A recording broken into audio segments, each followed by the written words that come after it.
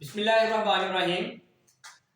नाजरीन, आज की इस वीडियो के अंदर हम 11th क्लास की कंप्यूटर साइंस की जो new book Punjab text book की तरफ से लॉन्च हुई है उसके एक इंट्रोडक्टरी लेक्चर के ऊपर जो है वो इस पूरी वीडियो के अंदर हमारी डिस्कशन होगी।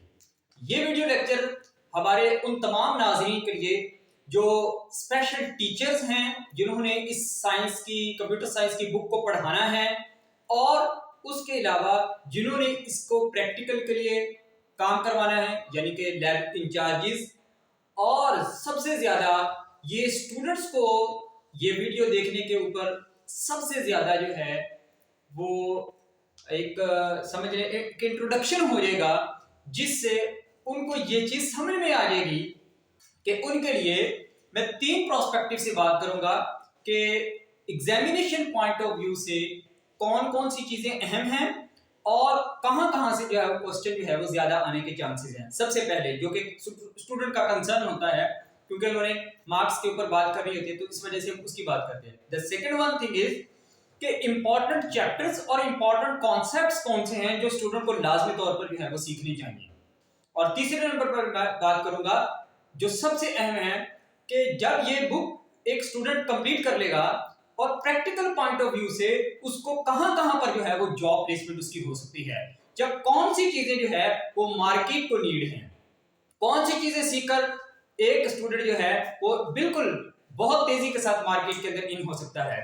तो उस बात से पहले मैं एक लाजमी तौर पर सबके लिए एक बात कर दूं कि कंप्यूटर साइंस की जो पुरानी बुक थी और अब नई बुक आई है तो नई बुक के अंदर इतनी ज्यादा चेंजिंग्स आई हैं कि एक आम स्टूडेंट जब इस बुक को मुकम्मल तौर पर अच्छे तरीके से रीड कर लेगा या खत्म कर लेगा या इसको अच्छे तरीके से कॉन्सेप्चुअल वाइज गेन कर लेगा तो लाजमी तौर पर वो जॉब से महरूम नहीं रह सकता, या वो अपने अगर उसने अपना बिजनेस करना है तो उससे महरूम नहीं रह सकता, या उसने फ्रीलांसिंग करनी है तो उससे महरूम नहीं रह सकता। तो इसलिए ये बुक जो है वो बहुत इंपॉर्टेंट है हर एक के लिए और सबसे ज्यादा जो है वो टीचर्स ये वीडियो देखें क्योंकि उनके लिए इसलिए अहम है कि हमारा जो इस वक्त इस बुक के अंदर चीजें बताई गई हैं वो बिल्कुल नई हैं, यानी कि जो तकरीबन 2018 से लेकर 2023 के दरमियान जिन चीजों की अपडेशन हुई है।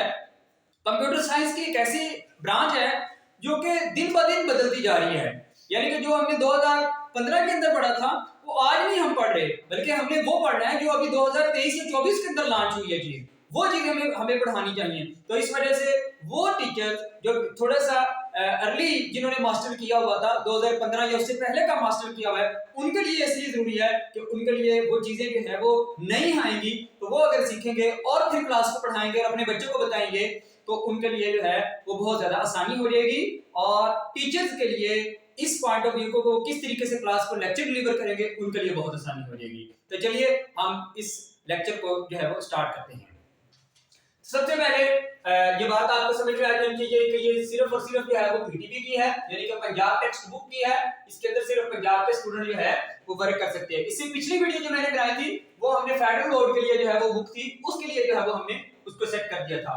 तो सबसे पहले बात आ गई कि इस बुक के अंदर जो है वो टोटल चैप्टर जो है वो आपको 9 चैप्टर जो है वो दिए गए हैं कि 9 चैप्टर के ऊपर जो है वो मुश्किल होगी, जबकि इससे पहले जो हमारे पास बुक थी उसके अंदर 10 चैप्टर थे और 10 चैप्टर जो है वो बिल्कुल एक बेसिक लेवल की कंप्यूटर साइंस पढ़ाई जाती थी। अब इसके अंदर जो है वो सिर्फ एडवांस नहीं बल्कि मैं ये कहूंगा प्रो एडवांस लेवल की चीजें जो है वो इसके अंदर जो है वो डिस्क्राइब कर दी गई हैं। अब ये टीचर्स के ऊपर डिपेंड करता है कि वो स्टूडेंट को इन चीजों के बारे में बताते हैं या नहीं बताते। अगर ये स्टूडेंट वीडियो सुन रहे हैं तो वो लाजमी तौर पर अपने दोस्तों के साथ शेयर करें, इस वीडियो को अपने टीचर्स के साथ शेयर करें और अपने टीचर्स को कहें कि जब भी वो क्लास के अंदर लेक्चर देने के लिए आए तो इस वीडियो के थ्रू आएंगे तो इंशाल्लाह उनको बहुत ज्यादा जो है वो अपने बच्चों को अच्छे तरीके से गाइड कर सकते हैं। तो सबसे पहले चैप्टर हम स्टार्ट करते हैं जो कि इंट्रोडक्शन टू सॉफ्टवेयर डेवलपमेंट है, यानी कि आते साथ ही सबसे पहले तब चेंजिंग आई इस बुक के अंदर जो है वो उन्होंने सॉफ्टवेयर को इन कर दिया है, यानी कि सॉफ्टवेयर डेवलपमेंट को इन कर दिया है, जबकि जो पहले बुक थी कर दिया डेवलपमेंट चैप्टर के अंदर ये चीज जो है वो बताई गई है। पहला चैप्टर जो है वो मार्केट पॉइंट ऑफ व्यू से बहुत इंपॉर्टेंट होगा उन तमाम स्टूडेंट्स के लिए जिन्होंने जब सॉफ्टवेयर इंजीनियर बनते हैं और वो अपना कोई सॉफ्टवेयर हाउस बनाते हैं या उसके अंदर जो है वो वर्किंग के लिए जाते हैं तो उनको किस फेज से गुजरना पड़ता है और वहां पर कौन कौन सी जॉब्स अवेलेबल होती हैं और उन्होंने क्या क्या काम करने होते हैं। तो इस वजह से सबसे पहले सॉफ्टवेयर इंजीनियरिंग की इंपॉर्टेंस के बारे में बताया गया है। इस चैप्टर के अंदर जो सबसे अहम क्वेश्चन होगा वो हमारे पास एसडीएलसी होगा। इसको मैं 1 स्टार या 2 स्टार मार्क कर देता हूं। एसडीएलसी का सिस्टम डेवलपमेंट लाइफ साइकिल, कि जब एक सॉफ्टवेयर बनता है तो उसका पूरे का पूरा लाइफ साइकिल क्या होता है, किन किन मराहल से गुजरकर एक सॉफ्टवेयर बनता है, ये जो है वो इंपॉर्टेंट टॉपिक होगा इस चैप्टर का, पेपर पॉइंट ऑफ व्यू से भी और जॉब पॉइंट ऑफ व्यू से भी। दूसरा इसके अंदर जो है उस मेरे लिहाज से वो सॉफ्टवेयर मॉडल्स होंगे, जिसके अंदर जो है वो हमने डिफरेंट मॉडल्स पढ़ने हैं, कि यानी कि जो हमने सॉफ्टवेयर बनाया वो किस मॉडल के तहत बनाया। हमारे पास डिफरेंट मॉडल्स होते हैं सॉफ्टवेयर डेवलपमेंट के, जिस तरीके से वाटरफॉल मॉडल है, उसके बाद जो है वो हमारे पास अल्टरनेटिव मॉडल है। ये बहुत इंपॉर्टेंट मॉडल्स हैं जो इस्तेमाल होते हैं। जो नया चीज है वो अजाइल है, अजाइल का 10 ग्राम क्या चीज होती है। तो डिफरेंट मॉडल्स, किस मॉडल के तहत जो आपने सॉफ्टवेयर डेवलपमेंट की, तो इस टॉपिक के अंदर जो है वो हम इन चीजों को डिस्कस करेंगे। फिर ये जो है ये तो डिस्कशन होगी कि हम क्या है वो डेटा गैदरिंग करते हैं, प्लानिंग करते हैं, उसको मैनेज करते हैं सारे का सारा, ये जो है वो थ्योरेटिकल डिस्कशन होगी। फिर उसके बाद जो है वो हम सॉफ्टवेयर बना लेते हैं तो उसकी क्वालिटी को श्योर किया जाता है कि वाकई ये सूटेबल है या नहीं सूटेबल। फिर हमने इसी चैप्टर के अंदर देखना है कि हम जब सॉफ्टवेयर डेवलपमेंट कर रहे होते हैं तो उसके अंदर जो है वो हमने डिजाइन पैटर्न कौन सा मॉडल फॉलो किया है, और फिर उसके अंदर जो डायग्राम्स हैं, जिस तरीके से डेटा फ्लो डायग्राम है, उसके बाद जो है वो हमारे पास यूनिवर्सल डायग्राम होती है, उसके बाद जो है वो हमारे पास सीक्वेंस डायग्राम होती है, उसके बाद हमारे पास जो है वो और भी डिफरेंट डायग्राम्स होती हैं जिसको हम जिसके तहत जो है वो हम अपना सारा डिजाइन पैटर्न करते हैं, मुकम्मल तौर पर चीजें बनाते हैं, वो हमने यहाँ पर देखनी है। और एंड वाला टॉपिक इसके अंदर जो है वो टेस्टिंग बहुत इंपॉर्टेंट होगी, कि जब हम एक सॉफ्टवेयर बना लेते हैं तो उसको किस तरीके से डिबग किया जाता है, इसके एरर्स किस तरीके से मालूम किए जाते हैं, और टेस्टिंग जो है वो किस तरीके से की जाती है। तो ये भी जो है वो एक अहम, ये जो मैंने स्टार मार्क किया है ये एग्जामिनेशन पॉइंट ऑफ व्यू से बहुत इंपॉर्टेंट हो गए। और एज वेल एज ये जो हमारे पास टेस्टिंग है और इसके बाद जो है वो हमारे पास जो मॉडल है, ये हमारा जॉब प्रोस्पेक्टिव से, यानी कि जिसने भी सॉफ्टवेयर इंजीनियर बनना है उसको ये दो चीजें लाजमी तौर पर इंटरव्यू के अंदर जो है वो इन से पूछे जाते हैं, तो ये लाजमी तौर पर उसको तैयार करनी पड़ेगी। तो टीचर हजरात लाजमी तौर पर इन चीजों को मद्देनजर रखें कि ये दो टॉपिक जो है वो बहुत अच्छे तरीके से स्टूडेंट्स को जो है जब करवाएंगे तो यहाँ पर जो थ्योरेटिकल चीजें हैं, और ये वाली चीज जो है वो डायग्राम्स, यूज केस डायग्राम बहुत इंपॉर्टेंट है। यहाँ पर एक टीचर को लाजमी तौर पर ये देखना चाहिए कि यूज केस डायग्राम क्या होती है, डीएफडी क्या होता है, सीक्वेंस डायग्राम क्या होती है। तो ये डायग्राम्स का बहुत इंपॉर्टेंट रोल होगा।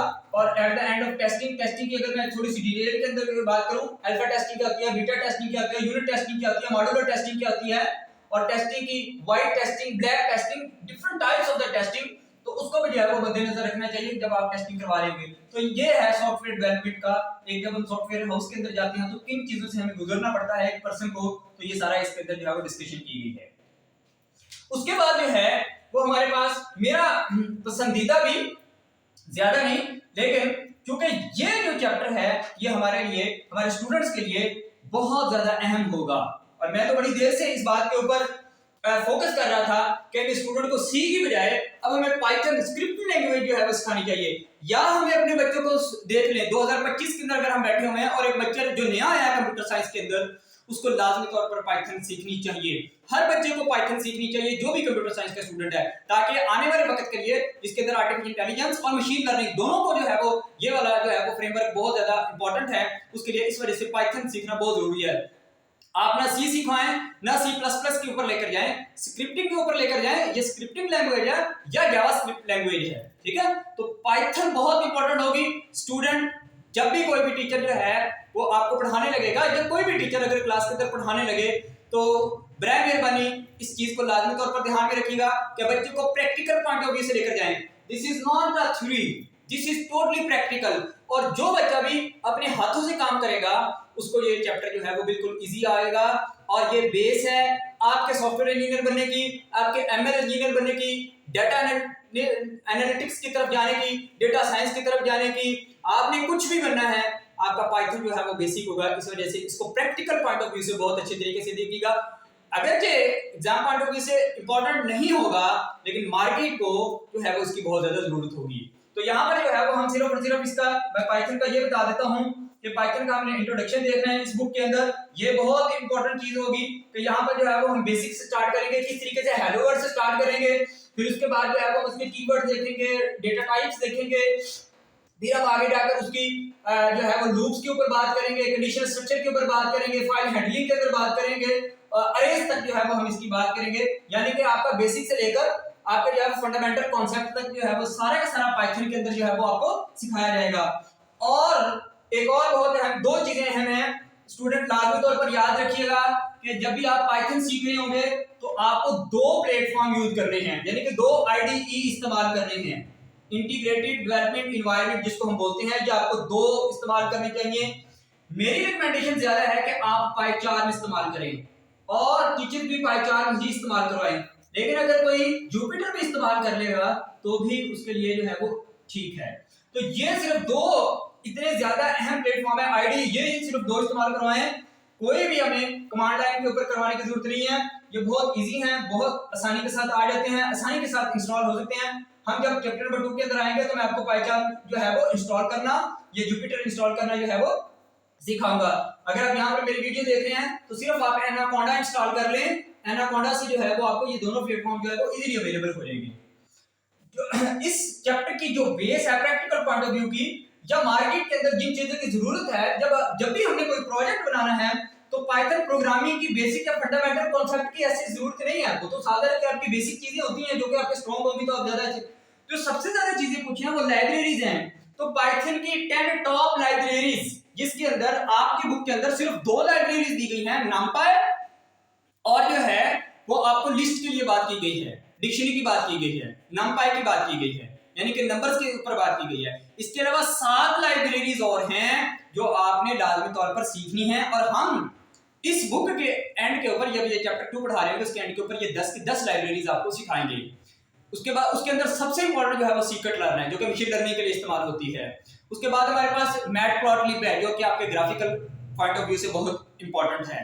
उसके अलावा आपके लिए जो है वो ग्राफी, डिजेंगो, फ्लास्क जो है वो ये बहुत बड़ी इंपॉर्टेंट लाइब्रेरीज हैं जो आपको सीखनी चाहिए। मैं इस वीडियो के डिस्क्रिप्शन के अंदर आपको टॉप 10 पाइथन की लाइब्रेरीज के बारे में बताऊंगा, ये आपने लाजमी तौर पर सीख लेनी है। इसके बगैर आपका कोई भी ये जो चीजें आपने सीखी होंगी उसका फायदा नहीं होगा, क्योंकि जब आप जॉब के लिए जाएंगे, इंटरव्यू के लिए जाएंगे, तो सबसे पहले वो आपसे पूछेगा कि ये काम किसके थ्रू होता है, यानी कि वो आपसे ये पूछेगा ये किस लाइब्रेरी के थ्रू होता है।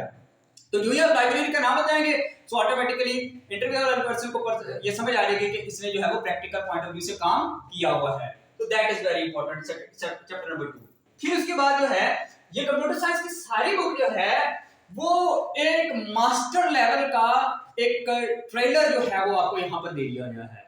तो I am very happy to see these types of the changing in 11th class. इसके बाद जो है वो एल्गोरिथम्स और प्रॉब्लम सॉल्विंग आ गया। ये वाला चैप्टर जो है जो हमारे कॉन्सेप्ट्स पॉइंट ऑफ व्यू से बहुत इंपॉर्टेंट है और एग्जाम पॉइंट ऑफ व्यू से भी ये जो है वो बहुत इंपॉर्टेंट होगा, क्योंकि यहाँ पर बहुत सारी चीजें आएंगी जिसके अंदर हमने ये बेसिक लेवल के ऊपर चीजें देख लेनी है कि एल्गोरिथम क्या होता है, उसकी कैरेक्टरिस्टिक्स क्या हैं, फ्लो चार्ट क्या होता है, सूडो कोड क्या होता है। और जो इसके अंदर जो सबसे अहम टॉपिक होगा वो हमारा प्रॉब्लम सॉल्विंग टेक्निक्स होगी कि हम कोई भी प्रॉब्लम जब आता है तो किस तरीके से उसको सॉल्व करते हैं। यानी कि हमारे पास कौन सी अप्रोचेस होती हैं, हमारे पास ब्रूट फोर्स अप्रोच होती है, हमारे पास जो है वो ग्रीडी अप्रोच होती है, हमारे पास जो है वो डायनामिक अप्रोच होती है, different types of the approaches होती हैं। और इसी के अंदर ही हम और भी चीजें पढ़ेंगे, जैसे कि हमने सर्चिंग एलिमेंट्स करने हैं, सॉर्टिंग चीजें पढ़नी है, बाइनरी सर्च पढ़नी है। और ये वो चीजें हैं जो कि आपके मुकम्मल तौर पर लाइब्रेरीज के अंदर इस्तेमाल भी होती हैं, आपका प्रैक्टिकल पॉइंट ऑफ व्यू से बहुत इंपॉर्टेंट होगी। यानी कि इन्हीं कॉन्सेप्ट्स को आपने प्रैक्टिकल के लिए भी इस्तेमाल करना है। तो ये जो टॉपिक होगा वो सबसे ज्यादा इंपॉर्टेंट होगा, क्योंकि ये वाली चीजें जो हम 9th क्लास के अंदर भी पढ़ लेते हैं, लेकिन ये वाली इंपॉर्टेंट चीज है वो दिखाई गई है। इसकी जब चैप्टर नंबर 3 का इंट्रोडक्शन होगा तो उसके अंदर हम डिटेल के साथ बात करेंगे। उसके बाद जो है वो डेटा स्ट्रक्चर का एक चैप्टर है, चौथा जो है वो डेटा स्ट्रक्चर। ये कंप्यूटेशनल स्ट्रक्चर की जगह पर इनको डेटा स्ट्रक्चर जो है वो लिखना चाहिए। डेटा स्ट्रक्चर है कि डेटा टाइप्स हमारे पास दो तरह की होती हैं, प्रिमिटिव और नॉन प्रिमिटिव डेटा टाइप्स। फिर कांस्टेंट क्या होते हैं, वेरिएबल्स क्या होते हैं, ऑपरेटर्स, एक्सप्रेशन के ऊपर बात करके हमने एक्चुअली जो मेन कंडीशनल और कंट्रोल स्ट्रक्चर बनानी है, उसके अंदर जो हमने मेन डेटा स्ट्रक्चर जो है वो पढ़नी है, हमने स्टैक पढ़नी है। That is the very very important, paper point of view से भी बहुत, एग्जाम पॉइंट ऑफ व्यू से भी ये चैप्टर जो है वो बहुत इंपॉर्टेंट रहेगा एग्जाम के हवाले से। स्टैक, इसके बाद हमने क्यू पढ़नी है, इसके बाद हमने लिंक लिस्ट पढ़नी है। तो जो बच्चा भी उसका इंटरव्यू के अंदर लाजमी तौर पर इनमें से क्वेश्चन आते हैं, एग्जाम पॉइंट ऑफ व्यू से भी बहुत इंपॉर्टेंट है, इंटरव्यू जॉब के हवाले से भी बहुत इंपॉर्टेंट है। ये वाला चैप्टर जो है वो टीचर्स को बहुत ज्यादा अच्छे तरीके से इन दोनों चैप्टर्स के ऊपर फोकस करना चाहिए। जब भी बच्चों को पढ़ा रहे होंगे तो फुली प्रिपेयर होकर पढ़ाएं, ताकि हम जो है वो बच्चों को वो वाला नॉलेज दे सके जो इस वक्त बिल्कुल अपडेटेड नॉलेज है, ना कि हम 2010 या 15 वाला नॉलेज प्रोवाइड करें। तो ये चीजें अपडेटेड हो चुकी हैं और पाइथन पॉइंट ऑफ व्यू से पढ़ाएं, क्योंकि हमने पाइथन भी देखी और पॉइंट सारा जो भी बात करेंगे वो पाइथन के बारे में। यानी कि आपने स्टैक पढ़ानी है तो बच्चों को पाइथन के अंदर पढ़ाएं, क्यों पढ़ानी है, पाइथन के अंदर पढ़ाएं। आपने कोई सर्चिंग पढ़ानी है, पाइथन के अंदर पढ़ाएं, ठीक है। आपने उसके लिए कोई सी या उसके लिए कोई कमांड लाइन के लिए इस्तेमाल करने की जरूरत नहीं है। जब आप जो है वो ये वाला पाइचार्म आईडी इस्तेमाल करेंगे तो आपको हर चीज जो है वो बनी हुई मिल जाएगी। इवन दैट अब पाइचार्म के अंदर एआई इंटीग्रेट हो गया है, तो that is very important information for the teachers as well as the student point of view कि आपको पाइचार्म के अंदर एआई इंटीग्रेटेड मिलता है। आप उससे उर्दू में कहें तो मुझे ये काम कर दे, मिसाल के तौर पर आपने करना है कि बाइनरी सर्च का मुझे एक एल्गोरिथम लिख दो भाई पाइथन के अंदर, वो आपको वहीं पर, आपने बोला उर्दू में, वो आपको वहीं पर आपका काम जो है वो कर देगा। तो इतना इजी जो है वो आपको यहाँ पर जो है वो चीजें मिल जाएंगी। तो ये बहुत इंपॉर्टेंट बात है। इसके बाद जो है जो मेरा पॉइंट ऑफ व्यू है, और क्योंकि मेरी फील्ड भी है डेटा साइंस, तो मैं ये कहता हूं कि इस वक्त जो सबसे ग्रोइंग फील्ड है वो डेटा साइंस है, और डेटा साइंस की बुनियाद जो स्टार्ट होती है वो डेटा एनालिटिक्स से स्टार्ट होती है। तो इस वजह से इस बुक का सबसे ज्यादा प्रैक्टिकल पॉइंट ऑफ व्यू से जो चैप्टर इंपॉर्टेंट होगा वो डेटा एनालिटिक्स होगा। अगर कोई बंदा ये चैप्टर सिर्फ पढ़ ले, ये चैप्टर सिर्फ पढ़ ले, प्रैक्टिकल पॉइंट ऑफ व्यू से इसको कंप्लीट कर ले, या कोई टीचर इसको कंप्लीट कर ले और उसके अंदर 3 चीजें बताऊंगा वो सीख ले, तो उसकी कंफर्म जॉब है, रिमोट जॉब भी अवेलेबल है, मार्केट जॉब भी अवेलेबल है, हर तरह की। क्योंकि हम हर जगह पर डेटा एनालिसिस कर रहे हैं, स्कूल के अंदर डेटा एनालिसिस है, हॉस्पिटल के अंदर डेटा एनालिसिस है, बैंकिंग के अंदर डेटा, हर ऑर्गेनाइजेशन, छोटी से छोटी ऑर्गेनाइजेशन के अंदर भी हम डेटा एनालिटिक्स का इस्तेमाल कर रहे होते हैं। यानी कि हम डेटा के ऊपर बात कर रहे होते हैं। शॉप वाला डेटा के ऊपर बात कर रहा होता है, शॉप वाले ने ये देखना है कि सबसे ज्यादा जो है वो कस्टमर उसके किस रीजन से आते हैं, तो उसने डेटा एनालिटिक्स का इस्तेमाल करना है। बैंक वाले ने देखना है कि मेरे पास जो है वो कौन से फार्मर सबसे ज्यादा उसका बड़ा अकाउंट मौजूद है, तो दैट इज डेटा एनालिटिक्स। कि स्टूडेंट के लिहाज से किसी टीचर ने ये देखना है कि मेरी क्लास में सबसे ज्यादा अच्छा परफॉर्मर कौन है, तो that is data analysis. Hospital ने ये देखना है सबसे ज्यादा इस साल पेशेंट कौन सी डायजीज से जो है वो एंटर हुए हैं, तो वो डेटा एनालिटिक्स है। तो each and everything, her field के अंदर डेटा एनालिटिक्स है। इस वजह से बहुत इंपॉर्टेंट है।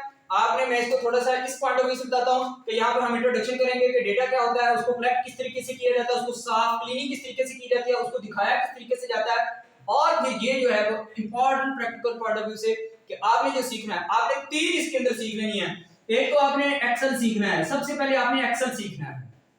उसके बाद आपने डेटा एनालिटिक्स करना है टैब्ल्यू के थ्रू, टैब्ल्यू बहुत इंपॉर्टेंट सॉफ्टवेयर है। उसके बाद जो है पावर बीआई, ये जो बंदा इन 3 सॉफ्टवेयर के थ्रू डेटा एनालिसिस करना सीख लेता है, कंफर्म जॉब है। और एट द एंड जो चीजें इनसे सॉल्व नहीं हो सकती उसके लिए फिर हम क्या इस्तेमाल करते हैं, उसके लिए हम फिर पाइथन का इस्तेमाल करते हैं कि पाइथन के थ्रू डेटा एनालिटिक्स करते हैं।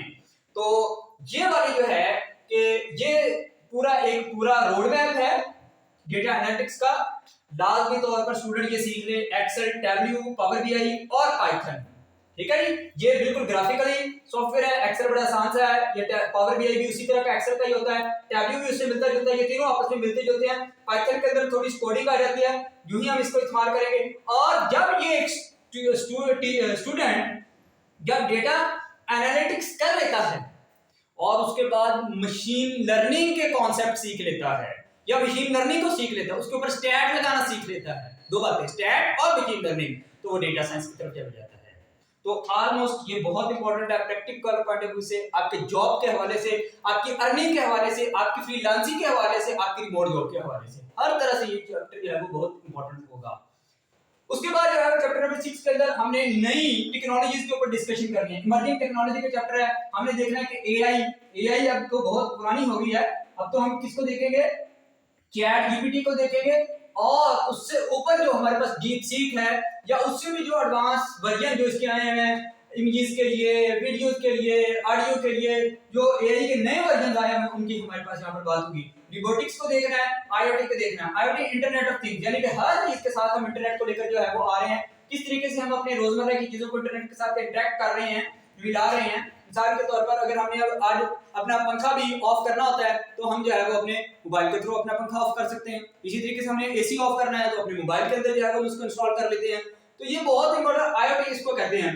वर्चुअल रियलिटी जो इसकी सबसे ग्रोइंग ब्रांच है, वर्चुअल रियलिटी और ऑगमेंटेड रियलिटी, ये बात पे जो है वो बहुत इंपॉर्टेंट है कि अगर हम इस वक्त बैठे ऑस्ट्रेलिया के स्टेडियम के अंदर कोई मैच देखना चाहते हैं तो हम जस्ट वर्चुअल रियलिटी का इस्तेमाल करते हैं, तो हम यहाँ पर बैठे हमारा पूरा व्यू जो है वो एक मेलबर्न स्टेडियम का हो जाएगा और हम वहां पर बैठे, हमें ऐसा लगेगा कि हम वहां पर बैठे स्टेडियम के अंदर यहाँ पर मैच देख रहे हैं। That is the virtual reality.